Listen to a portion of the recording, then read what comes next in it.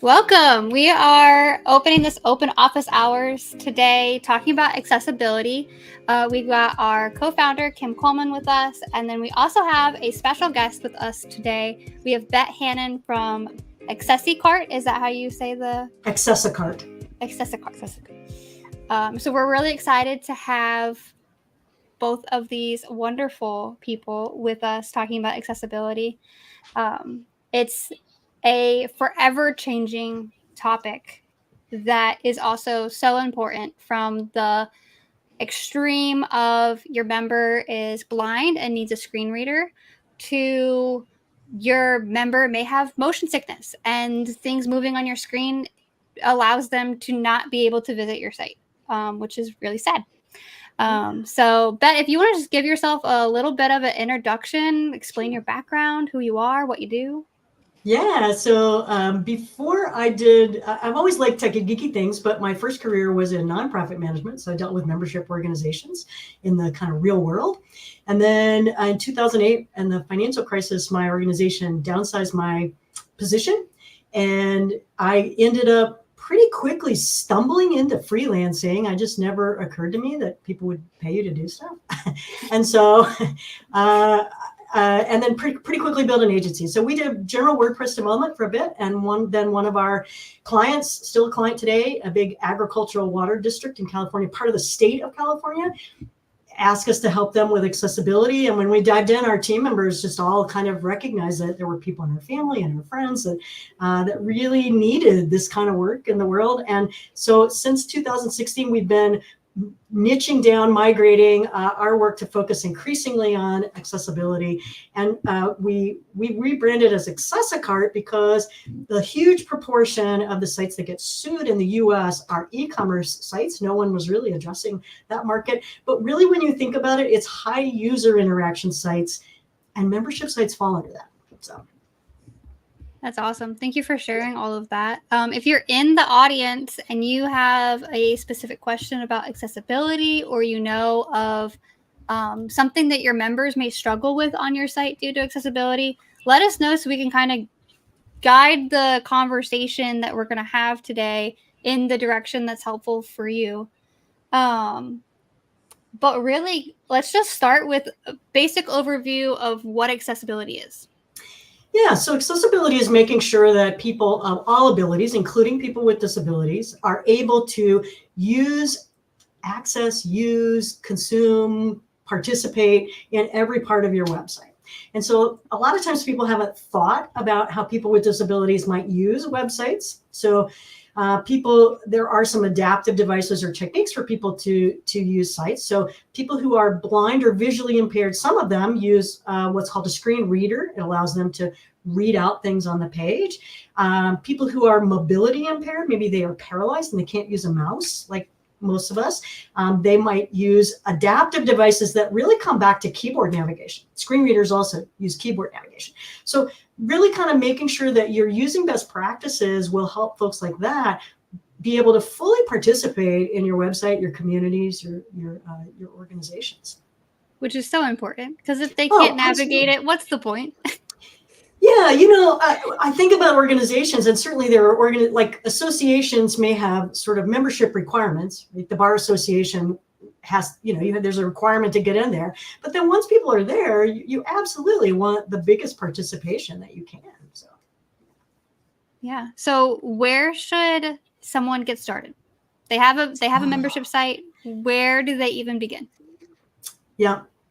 So there are some automated tools, and this is when you're first starting out, and especially if you don't have you're DIYing the whole thing, right? There's some automated tools that can help, and in a minute maybe we can we'll look at, Kim was going to demo one, but automated tools, it's important to know, only find about 30% of issues, but it's a great place to start because those 30% of issues are the pretty easy ones to fix, more or less, right? So if you focus on fixing these 4 things, making sure your images have alternative text. That's what the screen reader reads out loud. We could talk a little bit more about what's required there, but alt text.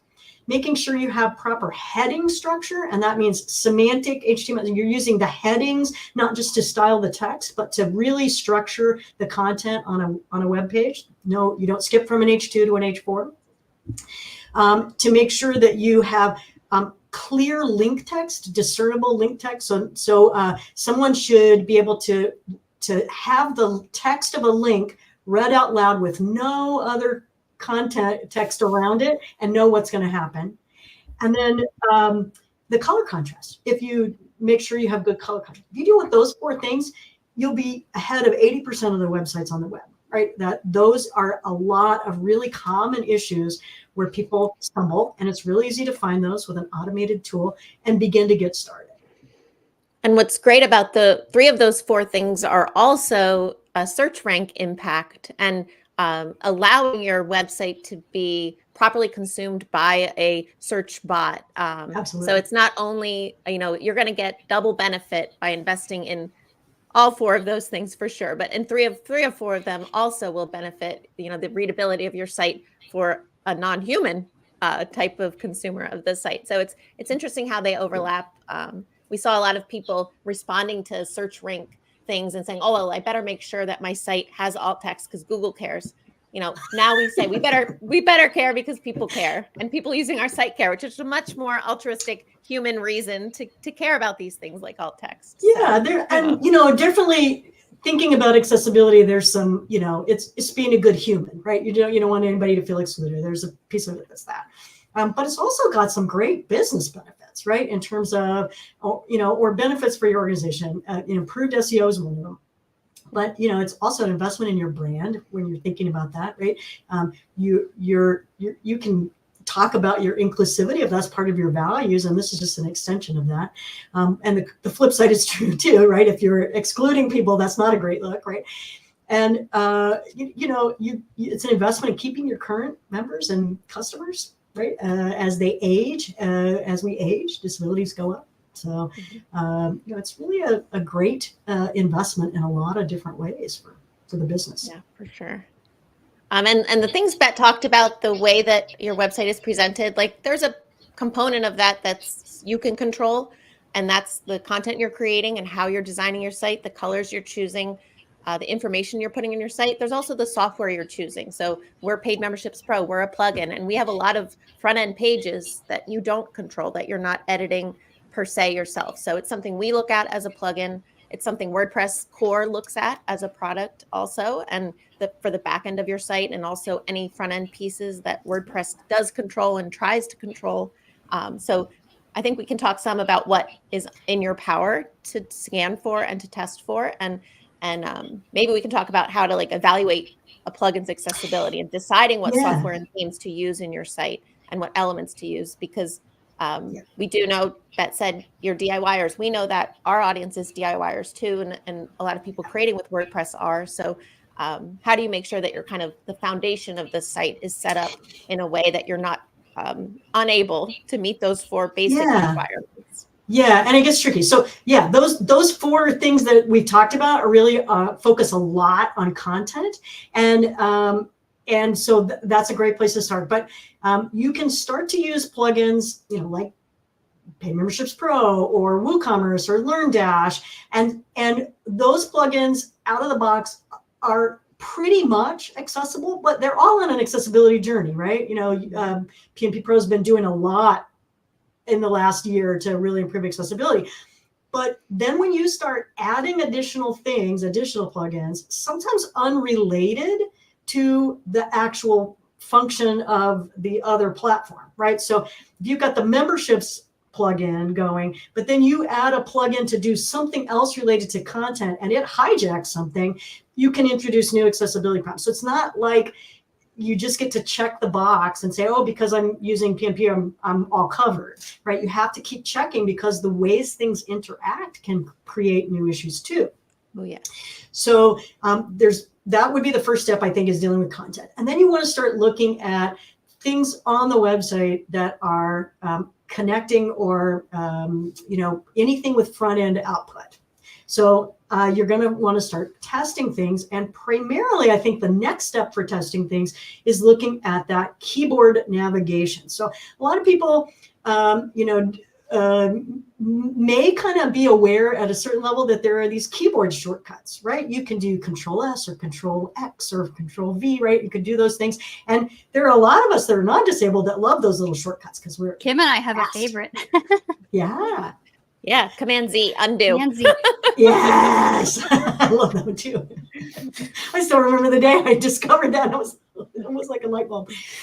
So there are thousands upon thousands of those, and people with disabilities often have, special things set up, but it comes back to navigating through your site. And so the person with this, all of those kind of mobility devices that may be super customized to the person's disability really all just come back to keyboard navigation. So you don't have to worry about customizing to thousands of different configurations of devices.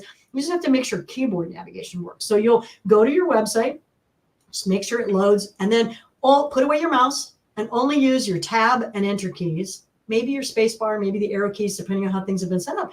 Just see how far you can get. Start going through the site. The very first thing, ideally, that you're seeing, is not required, but a best practice, is you should see either in the center or in the upper left corner something that says skip to content. So that's what allows someone to skip over all the menu things and go directly to the content area of the page. And you would want to allow that because if it takes 57 clicks to get through your entire menu and all your social icons and all your stuff at the beginning of the page before I can get tab into the content area, once I've done that the first time, I don't want to have to do that again. That's a real pain. That's really annoying. So you want to have that skip link. Those are called skip links. Skip to content, sometimes skip to menus, sometimes skip to footer even, but it allows you to skip over those things. So just that's the first kind of tab. You can start tabbing through. And then you feel want like to make most sure. themes include that, Bet? Do you feel like that's pretty standard? It's not a core WordPress thing, correct? No, it's a part of the theme. Okay. And no, not necessarily. Themes that are accessibility ready should include that. Sometimes the menu is not super easy to navigate. Sometimes you tab through and you can only enter. Oh, let's back up. As you start tabbing, you should see outlines, a colored outline around everything as it's being in focus. That's what as you start tabbing, something gets focus, and that means that you could hit the return key with it, the enter key, to activate it. And so you should see a colored outline as you're moving through these pages. And sometimes the menus, if they're not really well done or you have a problem, you can only get to the main level menu item, and then you can't get into any of the sub menus, for example. So you want to look for stuff like that. But ideally on a site like a membership site, you want to first make sure that people can actually check out with keyboard navigation. Can people even complete a transaction? And so we usually encourage folks to actually start at the end and then start working their way back through that sort of journey, right? So because it doesn't make any sense to fix if you have problems like on a WooCommerce site, for example, with filtering products. This is a really common thing. It doesn't make any sense to fix that first and get people's hopes up that they could get to the end and then have it dashed, right? That's a horrible experience. So start at the end and work your way back to level. Does the checkout work? Great. And then sort of work back to choosing membership levels, choosing add-ons, all of that. Work your way back to there and check out that keyboard navigation. And sometimes that's not. There are some videos out there in a lot of places about showing, kind of demoing to people how to do that. And but it may be a thing that you want to get some help with at some point. Yeah. Do you want me to go through one and we can look at how this is? I have a little demo site with 2024 and PM Pro front end set up. We can I'll use one hand and navigate through it. We can try. We can try. All right, I'll add it to the stage. You're so brave. Let's see what you can do. I'm fine. All right. Skip to content. Awesome. Just this keep going, is though. 2024. Yeah. So the WordPress toolbar is not an accessible toolbar, and it will throw errors in your Wave. We talked about this tool, Wave. We'll demo that in a moment. But Wave is a Chrome browser extension that gives you like guided highlights of things on your site that are being detected as semantically, technically not accessible. That's that only 30% can be detected that Bet said. But in this theme, all right, let's use one hand. The skip to content, is it visible on the screen share? Yes, the Yes. skip to content Okay, is cool. visible. Yes. So for that, I would hit enter to use that. If you want to skip, but I would try going through the menu. Go through the So menu. let's go through the menu. This just generated moments ago. So and you're just here I hitting am. the tab. I'm Right? just hitting tab. So now that you're on a main level page that has some sub pages, hit the return key. Oh, nope. It navigated me. Yeah, navigated you. So so go back up. I mean, this is what happens a lot with people who have disabilities, right? They have to go back and start over, right? So, all right, so let's go back. Toolbar, toolbar, toolbar. Here I am. Yeah. Okay. And then now try an arrow down key. Oh, Nope. You know what? Actually, try this. Try another tab. Oh, just go back. Tab. I think. Oh, yeah, here, there you go. Now you can hit the return key. So this is how we do a lot of menus too. Is kind of with that extra little carrot, and then that lets folks do that. And it should be also a visual thing to like say like this is a menu. This you can drop this down. Yeah, it should be announced to the screen reader, I think. So okay. Yeah. And you can see this blue box moves as I tab. That's when Bet was talking about the focus. That's this theme's very high color contrast, which is nice way to show contrast. If I hit enter, I bring down my drop down menu again. If I go back and tab back to the skip to content link and hit enter here, it takes me to an anchored part of my page that this theme has said, like, here's where the meat and potatoes begin on this page. Yep. All right, I want to go back since we said we would start at the beginning. So let's go through a checkout. We'll see how we do. Bet, tell us. Skip to content. So here we are. We're at the membership levels page. It is very pale, but I am on this select button, but you can barely tell. We could do better to. Sometimes giving some padding to the focus around it gives it makes it a little easier to see. Or I can't tell that you're on. Contrast and color would be even better. Subtle, yeah. And I can hit enter to go to push that button. So now you're added in. We did add some screen reader text because we realized the button itself is not the type of link you said, where the link itself is not descriptive. It just says select. So buttons in Pay Memberships Pro have logic that says click here or select free membership level or select to check out for free membership. I don't know exactly what language we chose. But visually, we see the word select, but someone using an assistive technology to read out the page is going to hear select free level for checkout. That's awesome. That's awesome. Here I go back through the skip to content. Now I'm at the checkout page. I should log out so that we can see the form, that would be better, huh? All right. Well, then you wouldn't have the admin bar to fight all the time. Yeah, there you go. And I know my password, so I can log back in. Okay. Let's try again. This will be better than the accessibility audit we did because of the work we put in here. So here I am in a in a field. Some other things Pay Memberships Pro added is the expected autocomplete values for fields we know. So I don't think username might have one actually. Let's investigate this. I'm using my other hand to use Chrome Developer Tools. Autocomplete username. There's a list of these autocomplete values that Chrome Mozilla, I think, actually defines. But not in the password field, right? Password field has an autocomplete value so that tools like 1Password, LastPass, or the person's like Chrome browser can do. We have I was struggling with this one, Bet, and you can tell us what you think. If the show password toggle should appear before the field itself or after, and everyone was like after, and I was like, oh, but you don't know it's there if you don't tab into it. Well, it can appear visually, but it can also, you can set it in the DOM to be in a different order. Yeah, so right now we have it kind of visually before, but in tab order, it's coming after. Is that what you would do?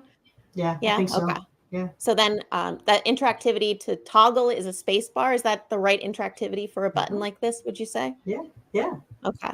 And then, confirm password. I am using my other hand. There's also... people type. People have to type things in. I have to just use one. I'm not using my hand to mouse to... No. Okay. Your address is not the same though. Oh, I have to make it the same. That could be a. I do get irritated by forms that have. Although like, we could have seen what the error message is like. Oh, let's do it. So sometimes that's a problem for accessibility, is how the error messages display. So. Okay. All right. Again, we could go deeper on this contrast, right? I'm going to use enter to submit. Well, you just went to the. Yeah, there you go. Your email addresses do not match. Very specific feedback. That's great. But I can see how the contrast would be difficult for someone with either color blindness or issues with distinguishing shades of color. Yeah, we had a pre-submitted question about that. Yeah. So I would make the outline of those email address fields where you're kind of trying to visually bring attention to where the error is. I would make those that dark maroon color rather than light. Okay. Really dark. I mean, that's just a swap, right? Okay. Yeah, and I would give them like 2 pixels of padding around that and the focus indicators too. Just that tiny bit of padding kind of offsets them, so that when you have a button that's a similar color, then you can visually see that it's there. Sometimes people pick the focus color to be something, really bright, but not a primary in their color scheme, so that it can be a little more. I mean, like the thing to remember, almost, right? Well, the thing to remember is people who don't have disabilities, who aren't using that aren't using their tab key, are never going to see these. Yeah. Right. And so sometimes we used to be in a place where developers would take out the focus indicators because they thought they were ugly, but not realizing that nobody sees them except the people who really need them. And yes. And you want them to be bright and you want them to be brighter. Bright and like really eye-catching. Eye-catching. Okay. Enter. Yeah. We're in. Enter your membership account. Skip to your content. Mm-hmm. So I would say that wasn't an awful experience. No, you did pretty good. You guys have been. We've been trying. Watching that video of Jason on the podcast, and he was just taking notes. And you guys have clearly done a lot of work. He took a ton of notes. Yeah. That's good. That was good. And I was able to navigate it. I have, when anyone who's watching, if you start going into these steps, you're like, but I don't know how to use a screen reader. I don't know how to use keyboard navigation. Like, neither do I. I'm just kind of learning under the experience of it. But watching meetups like the WordPress accessibility meetup, you kind of learn how to use the tools that other people are using too. So I don't know. Have you learned and mastered screen readers, Bet? Oh, I'm not. I'm far from mastering. I'm going to go back though. I'm inspired by. So I have a friend here locally who's a little older than me, losing vision, and so we were talking about how to do things, and I discovered that the National Federation for the Blind has some free online courses about learning to use. NVDA is a screen reader that's free, so open source. And so that's the free one. The paid one is called JAWS, and we send our team members to do training on screen readers with the vendor from the Oregon Federation or Oregon Commission for the Blind. I'm in Oregon, and he says, "Oh yeah, JAWS is like the primo Lexus." And NVDA is like the 10-year-old Honda that's barely holding it together. So like they're very different experiences, but you can absolutely start to learn to use NVDA. And the meetup videos are great places to start learning around accessibility. So on meetup.com, you just search for WordPress Accessibility Meetup. They meet twice. It's all online. They meet twice a month. They have some amazing speakers, but more than that, they have this awesome library of past presentations. You could go back and watch the one from Jason a year ago and view going through that purchase process and see how much it has improved. But that's a great place. The other great place is in Facebook. There is a WordPress accessibility, building accessible webs. It's a super long title, but WordPress accessibility. If you search that, you'll find the group. And And they are great because there's a ton of people there, but a lot of really good experts who are just super generous about answering questions and pointing people to resources. And so those are two really good places to start getting some help for DIYers, right? Those are awesome places. The other thing that I've learned through my experience of my own accessibility needs, my sister's accessibility needs, is if you just ask the person who needs accessibility needs to be met of what they actually need, they will help you. If you have a specific member who is like, oh, this would be really great on your site because of this need, then you can figure out how to provide that for them. Hurting doesn't ask. No, it doesn't hurt to ask. Yeah, it doesn't hurt to ask. I would be cautious in a couple ways with that. One is you want to take care that you don't implement things so narrowly around one person's specific situation. So you really want to start learning more generally about disabilities and what are the common ways that they are accommodated, rather than narrowly focusing on what one person needs. That's one thing. The other is, being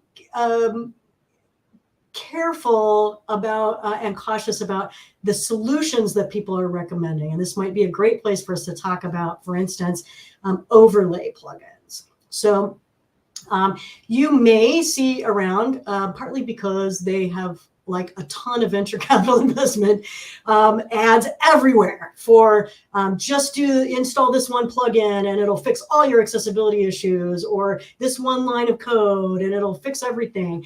And so first of all, no matter what thing you're talking about with accessibility, anybody that promises you that it will fix everything or that you will never get sued, you should be super suspicious about, because that's just not possible to do that.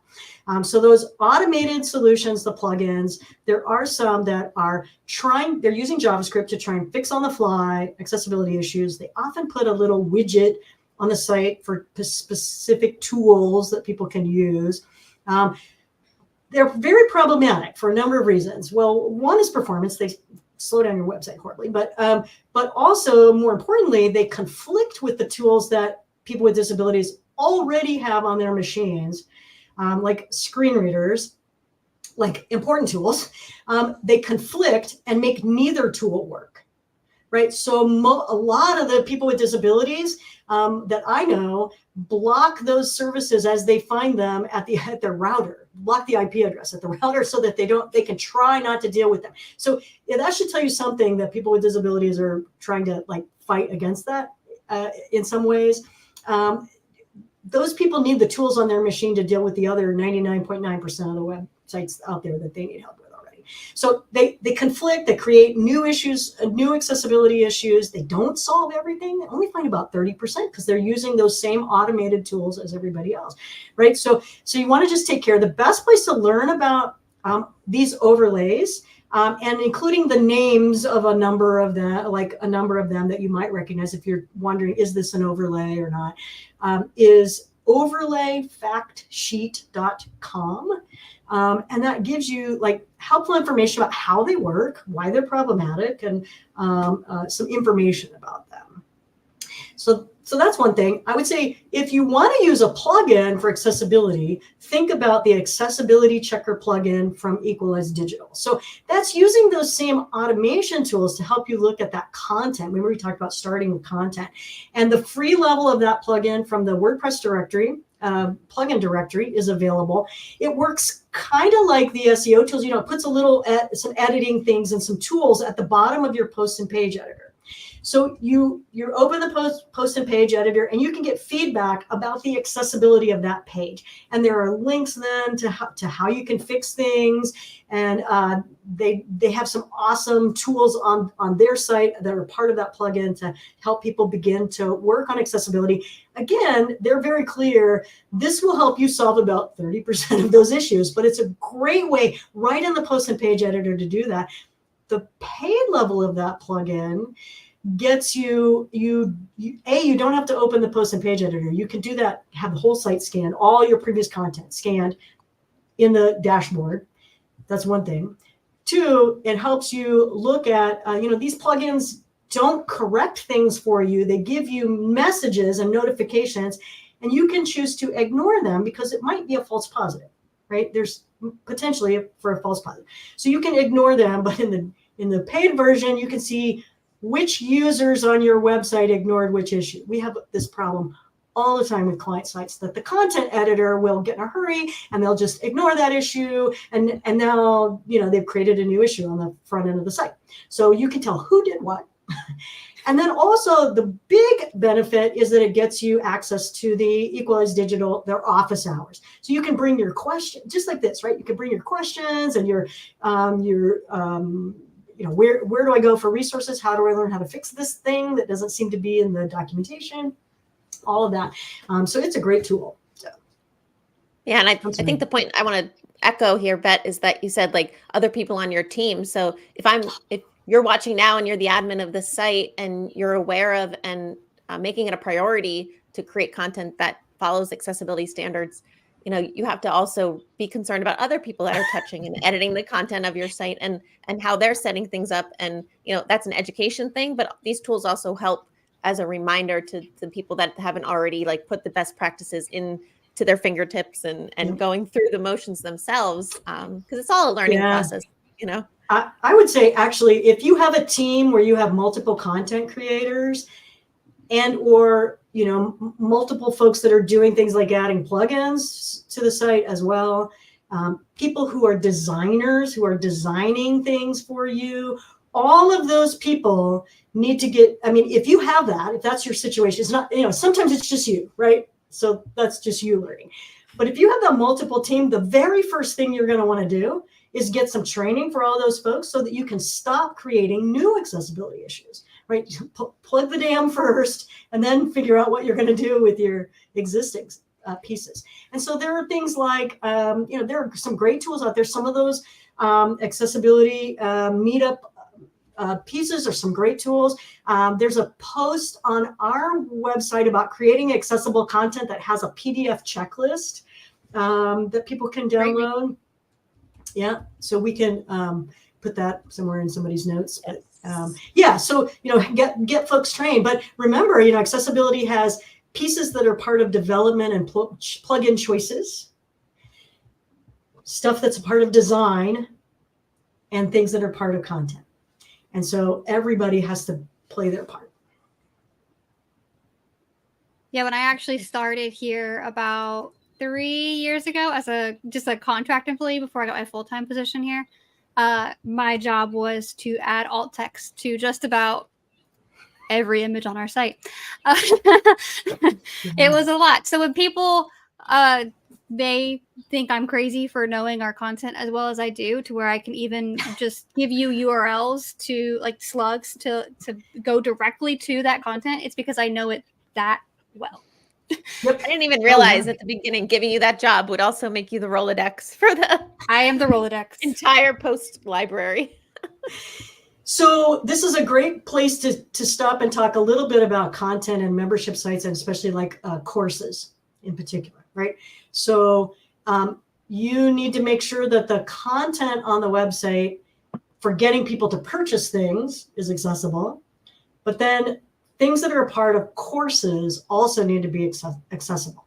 So PDFs are really, also have to be accessible. They have to follow all the same rules that you would follow for HTML accessibility, all text and images, all that. And then they also have some tagging rules that have to be a part of that.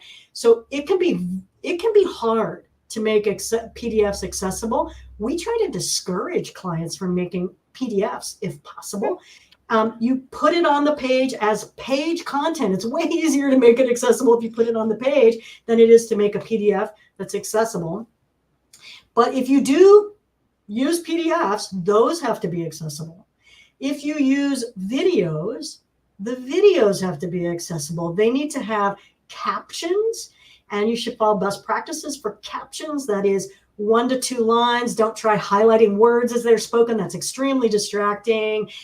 Just you can use auto captions, like if you upload to YouTube, for example, and they'll auto generate the captions for you. But read through them, correct the typos, especially if someone has an accent of any kind. And I'm not even talking about like non-English accents. I'm talking about sometimes deep Southern accents can throw off those things, right? So really just make sure you're reading it through.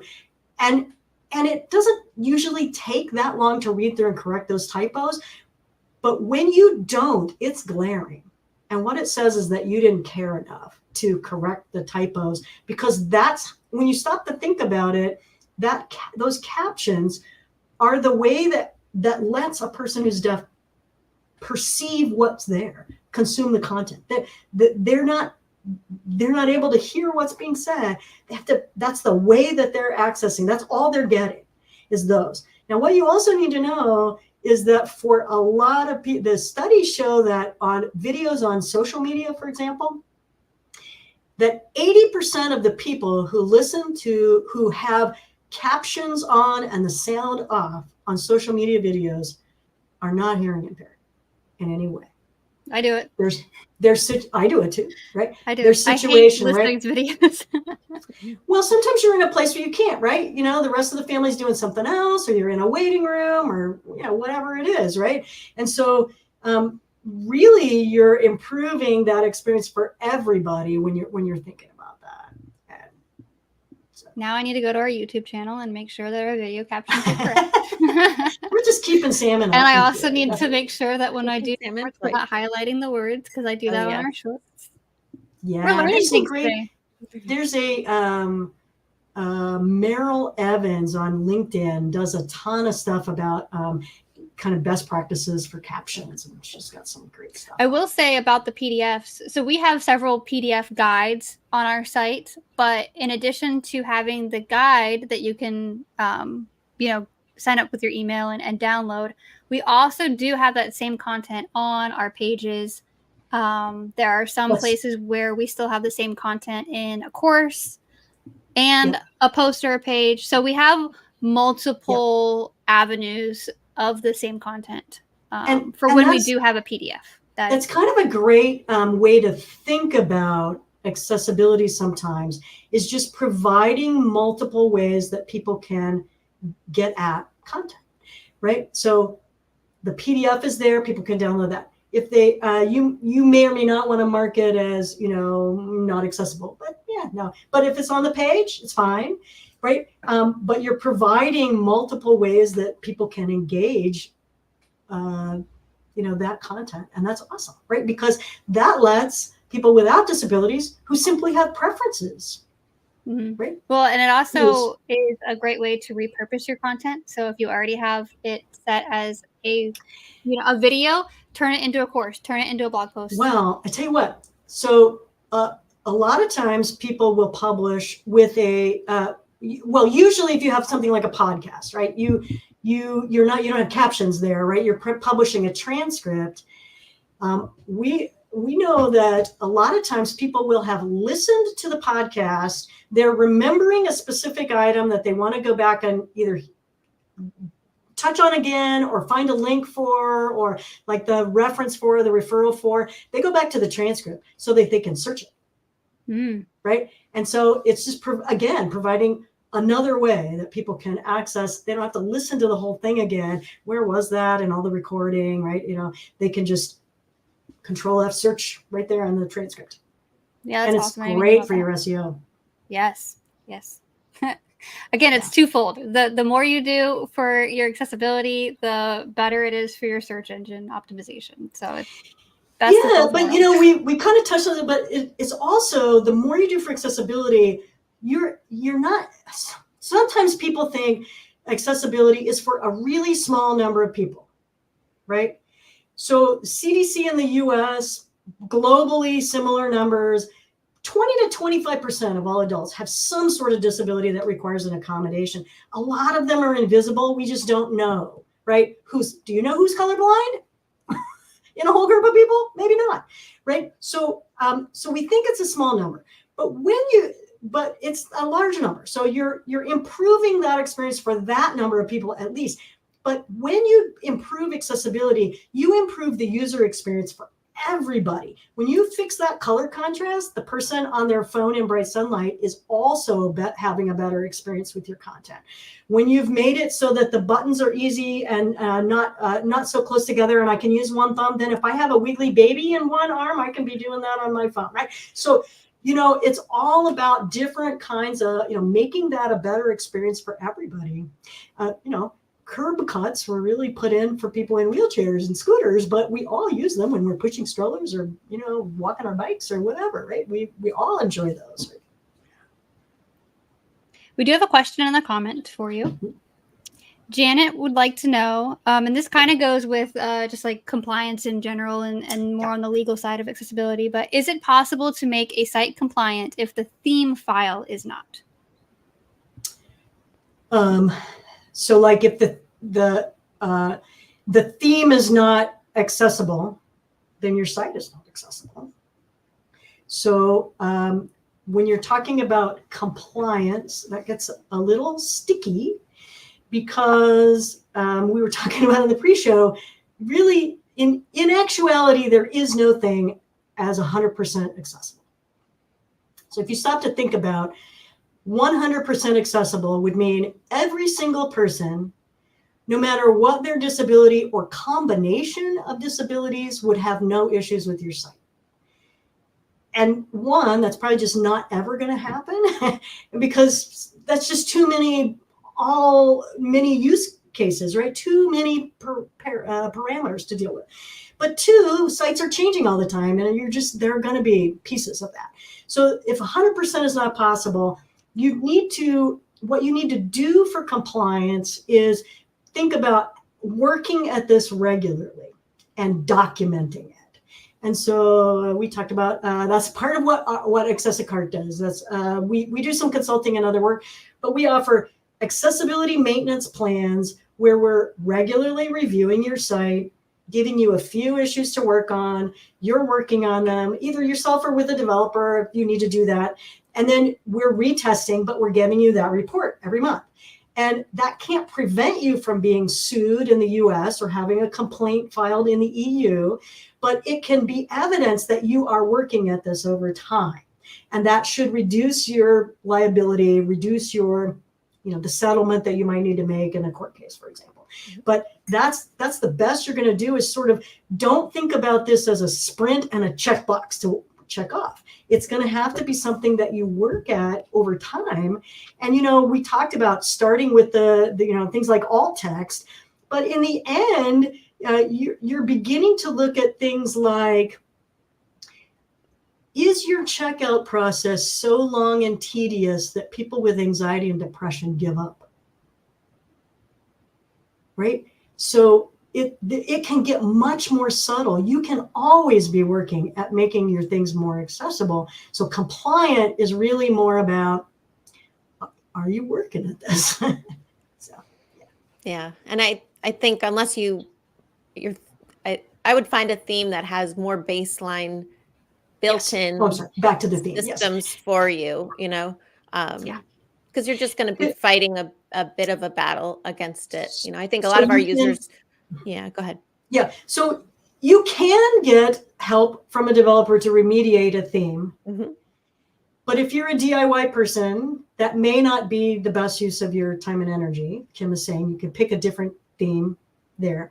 If you're part of an organization, though, that does more custom development, you have a development team, whatever, it may or may not be the best choice to remediate a theme. For instance, maybe it doesn't have skip links or the menu isn't keyboard accessible.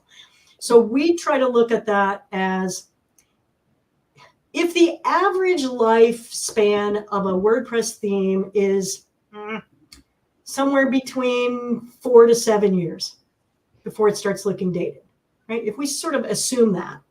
If you're more than halfway through that period, it's probably going to be more cost effective to bump up your redesign and start over with accessibility in mind if you have a lot of theme related issues than it is to try and fix that theme and then do the redesign in a really short period of time. That's kind of my rule of thumb when we talk. I'm a big advocate of like simplifying the design of your site, and themes that carry the most accessibility issues that I have seen are the ones that add interactive components that are flashy and visually stimulating, but don't create value for your members, don't create the motivation to purchase, convolute checkout processes and forms, convolute navigation for people using a mouse. So I think there's, as a person creating your own website for the first time, you can feel very proud of creating something so visually stunning. But, you know, the websites that have these visually stunning websites are like, you know, art installations at the MoMA. They're not websites where people are trying to deliver, you know, content to change people's lives through a course, or create rich communities and private communities where people can have deep human interactions.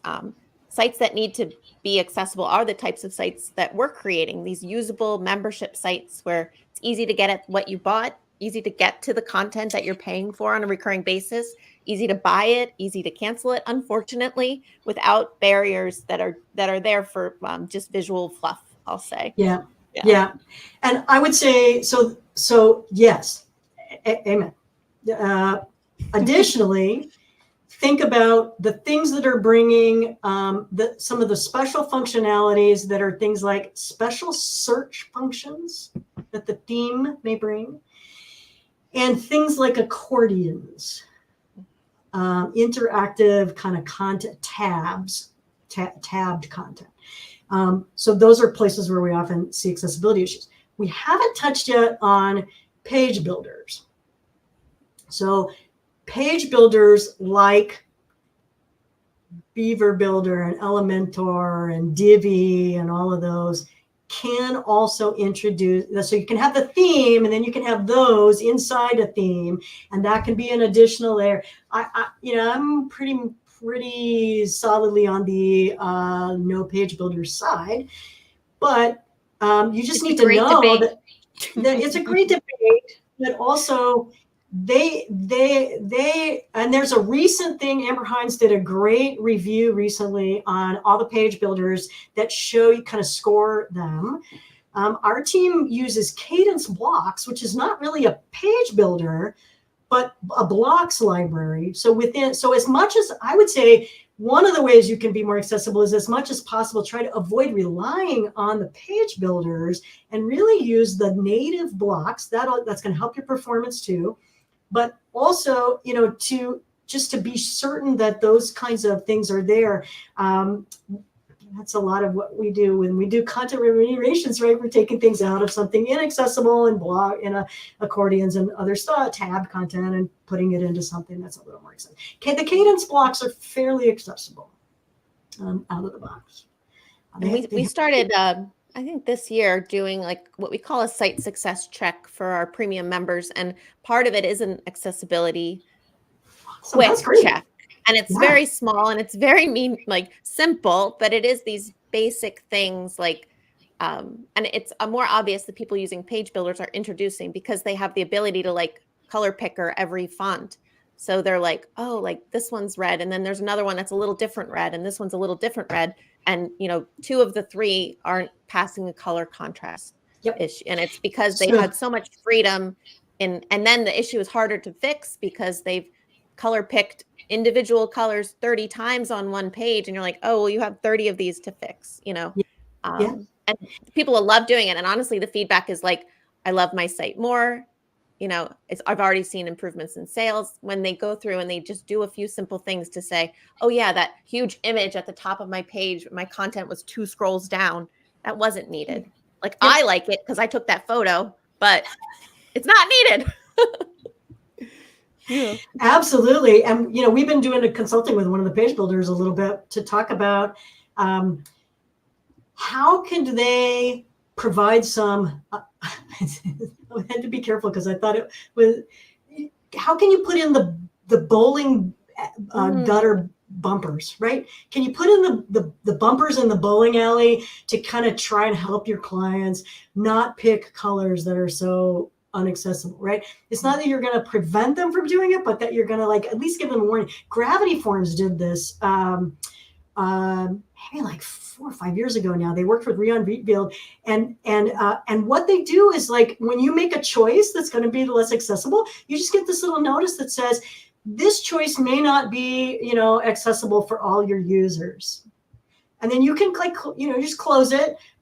But they're trying to help you know in the context of making those choices, because that's really where we learn this accessibility stuff, right? Is in the context of building it up over. Oh yeah, right. I got to remember that. And you're just building those things up over time. So yeah, I'm sure everyone watching is feeling like this sounds like a lot of work. This sounds impossible. Small. I mean, that's my point of kind of saying, you're never 100%. Just start small and keep working at it. Incremental changes. And really just try to think about, starting some small things. And so it's really easy to think about those three of those, color contrast too, but alt text, link text, and heading structure, right? So start on some of your main most visited pages. Do 2 or 3 of them a week. Just go through, fix those 3 things on 2 or 3 pages a week. And then just work your way back through your less popular content, until you get to the end. And that's, you're on this journey. You're like, progress, not perfection, is something people say, right? Just make incremental progress. I would say one of the things that you can do to kind of help yourself, if you're doing, is documenting what you're doing. Right? Because that could be a part of a legal defense if you got sued, right? You can document that's what we provide as a part of what the services we provide, but you could be documenting it on your own. Just make notations, use an Excel sheet or a Google sheet, and just document what you're doing. I love that. Very smart. Yeah. The worst case scenario is to be at a place where you're just like playing catch up, right? And like you just didn't start anywhere. So the 50 pages you created since this event that you attended continue to introduce new issues where they could have introduced no new issues, and so it's worth a shot. Yeah, and I would say also start to plan ahead, right? You probably at some point in the next 3 to 5 years are going to do a redesign or pick a new theme or do something different, and just plan ahead that when you do that, you're going to really be thinking about accessibility. Now, we should say that there are some legal pieces. We haven't really talked about legal, and my attorney would want me to say I'm not an attorney, so you should contact your own. I'm not an attorney. Nobody's an attorney here, but in the U.S., membership sites are not sued as much, but it's not to say that they can't be. It's high interaction sites. But LMS sites and those kinds of sites can be sued. So you want to make sure that the bigger you are, probably, although lots of small sites get sued too. So just being aware that that's a piece out there. But the bigger one is if you have EU customers. You have EU customers and you make more than 2 million euros in revenue, or you have more than 10 employees. Now, that's not very many people, I don't think, in this particular site. I couldn't imagine that it would be many of our. Well, it's not very many, but it may be somebody who really needs to hear this. If that's true, if that's you, the European Accessibility Act will go into enforcement next June. And there are requirements that you must have some accessibility pieces. And so you'll want to just be aware that that's a new legal requirement. It will impact lots of, and it's like GDPR, wherever you're, if you have EU customers, right? And so it's going to impact lots of US businesses. You'll start to hear a lot more about accessibility. You'll want to be paying attention to that. And yeah. But what's your opinion of having a public accessibility statement as a site? Well, we were told to do it. We created one, and internally we're like, is this like putting ourselves out there for well, let's see what your statement says. Uh-oh. Part of us is like, it is in the private chat. Yes. Standards. I think I'm looking. As people who are honest, who do open source, we're just like, this is honestly what it looks like here. Yeah, it's very detailed. That's awesome. You know, there is a tool that can help you as a site creator generate an accessibility statement. It has kind of checkbox, and it can say, just like creating with Termageddon and creating a terms of service, or WordPress's built-in privacy policy. There's tools that can help you, as long as you're honest. Go ahead. Yeah, that's the thing, right? Be honest. This has way more detail than we would mostly see in an accessibility policy in the US. So typically it might be way shorter. It doesn't go into all the details about all the testing and all that, which is great. But that's awesome that you've done that, but it doesn't have to be that big. So you can just say, basically you typically say 3 short things, right? We want everybody to be able to use this website. We want, in particular, people with disabilities to use this website. So we are aiming for the website content accessibility guidelines, usually WCAG, WCAG 2.2 or 2.1 AA, right? AA is usually the standard, right? So you just name the standard that you're using. And then 3, if you have problems, here's how you can let us know, right? Now, in the EU, and typically we do not put anything in our statements that has to do with, there are some things that are not yet accessible on our site, and here's our roadmap for how we're going to make them accessible. But if you're in the EU, some of the new requirements are requiring accessibility. They require an accessibility statement, but they also require a link to recent testing by an experienced professional, and that you disclose where there are current problems and how long it might take to get them fixed. And that you tell people not only how they can report an accessibility issue to you as the site owner, but also if they're not happy with what happens after that, the oversight authority to which they can escalate matters. So that's all. That's really shifting things from what we typically do. I think they are a great opportunity if you are starting to pay attention to accessibility. So I think I would start working at this and get, your main pages and, stuff at don't wait till it's perfect, because it's not going to be ever perfect, but just, until you get some basic things kind of taken care of, put that accessibility statement up to say, we're working on this. We know, and maybe even acknowledge it's a work in progress. Maybe even no site is ever 100% accessible. We're working on this. Feel free to let us know if you have issues. But it's a great way to, if you really do work at this, and I think if I were on the team at PMP, I would be tooting the horn a little bit more about all the work that you all have been doing about accessibility, because it's reflective of your values. But in particular for the membership plugin, right? That's part of that's an amazing value add for the people who buy the plugin. And I think I'm assuming you have people in Europe that buy the plugin, do you? Yep. Yeah. So actually, I'm going to guess that you probably fall, unless you're a micro enterprise, you might fall under the requirement. Might be close. I think we have 9 full-time employees, but a lot of them are international contractors. I don't know how they're tracked. I know we don't do 2 million in euro. But, so maybe you're not. Maybe you're. Yeah, we don't do 2 million in euro. I know that, but team-wise, that's about $2 million. So yeah, that's probably. Yeah. What last I looked, the euro was close to not 1-to-1. What is it? But it's about, you can say about 2 million in revenue, but in gross revenue. Fun. But that would be nice, huh?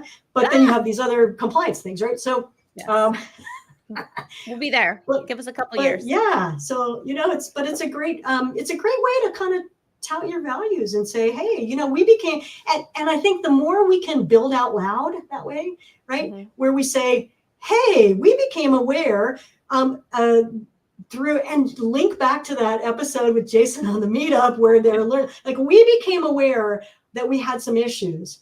We spent this year working on them, and do a review, do another interview, do something, right? But we're talking about, but talk about how you did it, why you did it, how you, and why it's reflective of your values as a company. I think that's awesome.